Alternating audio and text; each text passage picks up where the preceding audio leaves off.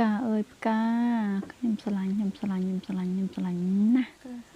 ញ់ពណ៌ផ្កាឈូកទៀតអូយពេញចិត្តស្ដោកតែម្ដងស្រឡាញ់ពេញបេះដូងមកមានកន្លែងខ្ញុំដាំពេញដីហើយយកមកដាក់ពេញផ្ទះពេញបន្ទប់មក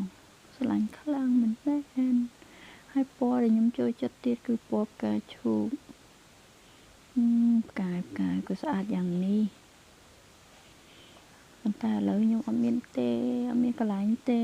ផ្កាអើយផ្កាអ្នកចឹងហើយមានតែបេះបានមកធូរខ្ញុំដាក់ក្នុងផ្ទះហ្នឹងឯងធ្វើមិនទេយើងបានត្រឹមស្រឡាញ់គ្មានវាសនាស្អាតខ្លាំងពេកនេះក្ដីសុខ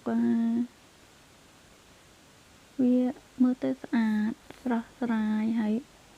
ការរីកធម្មជាតិស្រស់ទៀតនោះសូម្បីតែផ្កាជ័រក៏ស្រឡាញ់ដែរផ្លាស្ទិកក៏ដោយមែនតែនក៏ដោយស្រឡាញ់ខ្លាំងហ្មង